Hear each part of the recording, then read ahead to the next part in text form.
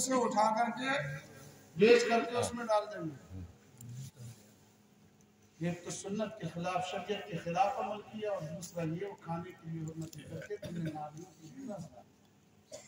इसलिए मेरी कौम के सरमायादारों, तुमसे गुजारिश है कि अगर अल्लाह ने तुम्हें बख्शी है नेमतें, अपनी नेमतें अता फरमा रहा है, तो ऐसे मौके पर फजूल खर्ची करने की बजाय तुम याद कर लिया करो अपनी बस्ती की गरीब बेटियों को, जिनकी अभी सरों पर निकाह की चादर नहीं पड़ी, जो आप अपनी शान दिखाने के लिए मैरिज हाल में इतना फजूल पैसा खर्च करते हो, उसको बचा के उन गरीब बेटियों के निकाह का इंतजाम कर दो। अल्लाह तुम्हारे रिस्क में और इजाफा अता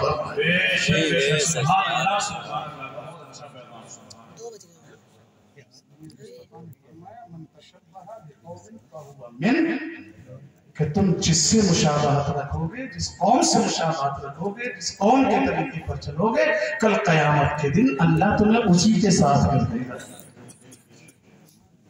हम अगर अपने अंदर झांक करके देखें, अपने अंदर तलाश करें, तो मैं समझता हूँ 90% मुसलमान अपने हालात को देख करके शर्मिंदा हो जाएंगे कि वाकई हमारा नाम तो अब्दुल्ला है, लेकिन हम काम से अब्दुल्ला नहीं। और जब काम से अब्दुल्ला नहीं है तो हमारा अंजाम अब्दुल्ला के साथ नहीं होगा, हमारे अंजाम जो है गुरु सिंह के साथ में होगा, नत्थू भाई के साथ में होगा, बुद्धा सिंह के साथ में हमारा अंजाम, क्योंकि काम तुम्हारा बुद्धा सिंह वाला है, काम तुम्हारा अब्दुल अलीम वाला है ही नहीं, काम तुम्हारा मोहम्मद सलीम वाला है ही नहीं।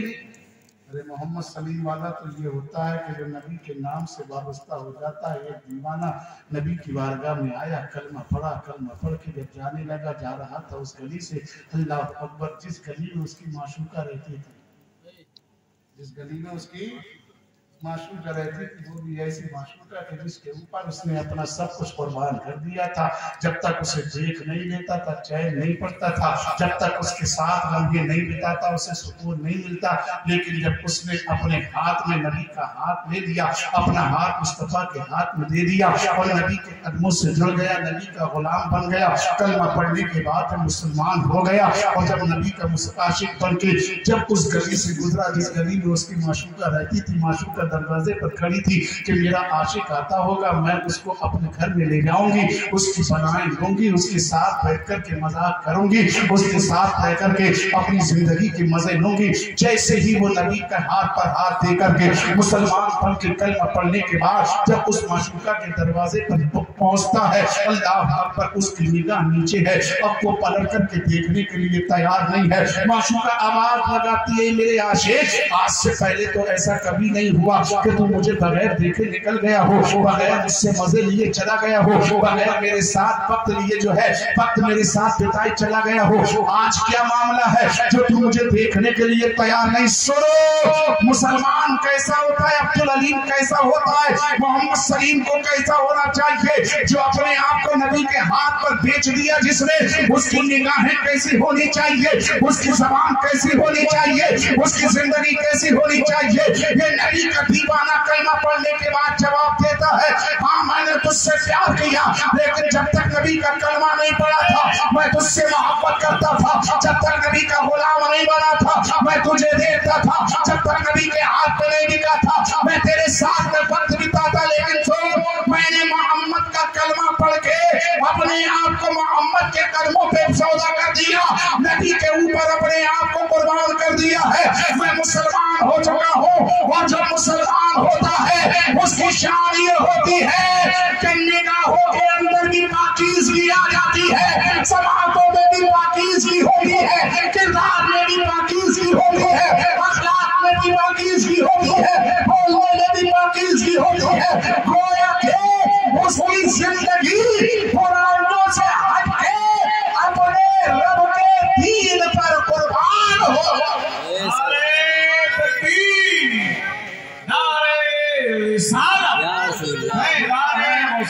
मोहम्मद सलीम, और आज के मोहम्मद सलीम को देख लो, मोहम्मद करीम को देख लो, शर्म आती है।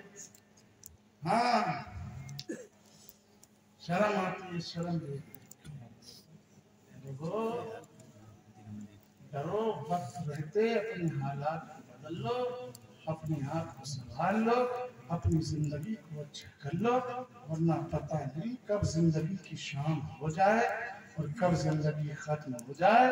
पता नहीं किस जगह मर जाए, किस दफा सांसें दम तोड़ दें, क्योंकि हमारे अंदर अमल ही नहीं है। इसे हमारे तो बच्चे लफंगे वाले किरदार हैं, वो थोड़ी है जो मखदूम अशरफ सिंगरान जहांगीर कचौधरी रहमतुल्लाह ताला अलैह के दयार में एक दीवाना रहता था, इंतकाल हो गया तो चलते चलते एक बुढ़िया जनाजा जा रहा था, बुढ़िया खड़ी हुई थी, उसने कहा अरे मियाँ का इंतकाल हो गया, आज तो शनिचर का दिन है, शनिचर का दिन तो अच्छा नहीं होता, और मियाँ का इंतकाल हो गया। तो कफन पहने उठे, बोले अच्छा शनिचर का दिन है, चलो वापस ले चलो, कल मरेंगे। हाँ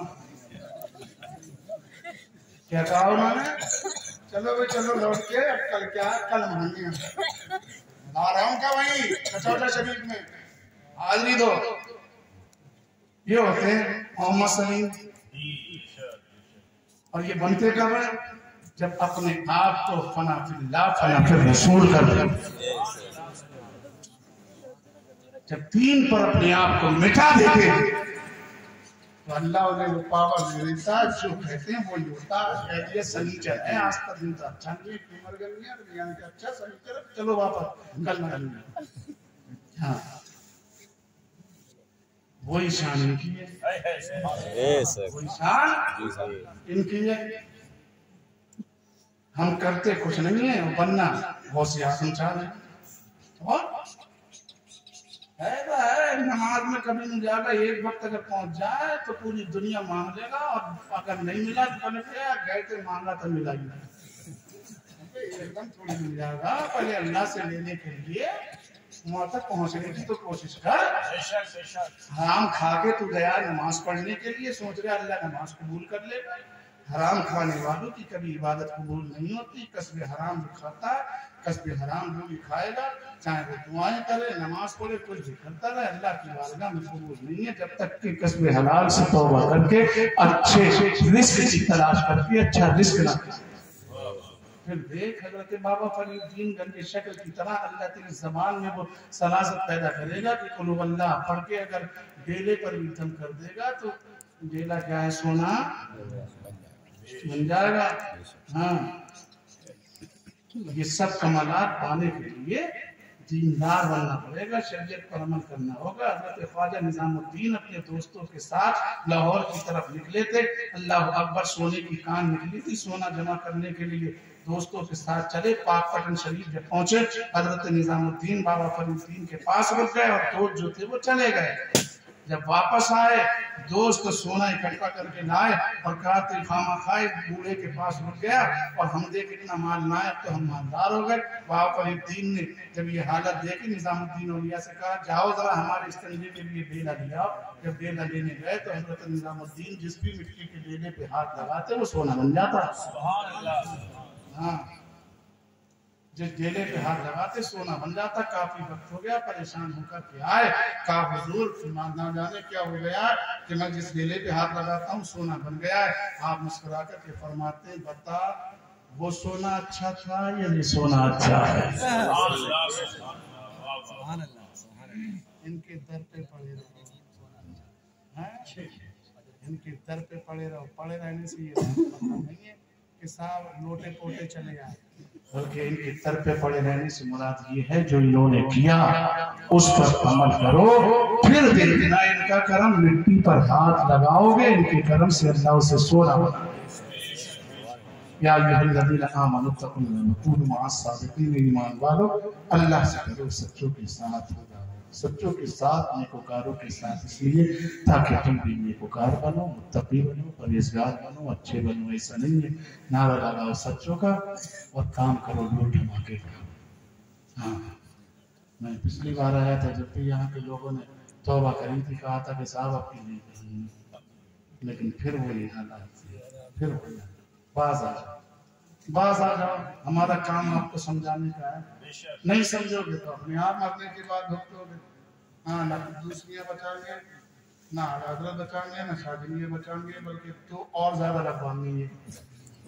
हाँ अगर दो पढ़ने का होगा ना फरिश्तों से करने तो हमारी तरफ से ना। हाँ, अब तुम सोचते हो कि ये देख नहीं रहा है, तो सुनो सरकार की हदीस है, के मोमिनों की नूरानी निगाह से डरो, इसलिए कि ये अल्लाह के नूर से देखते हैं।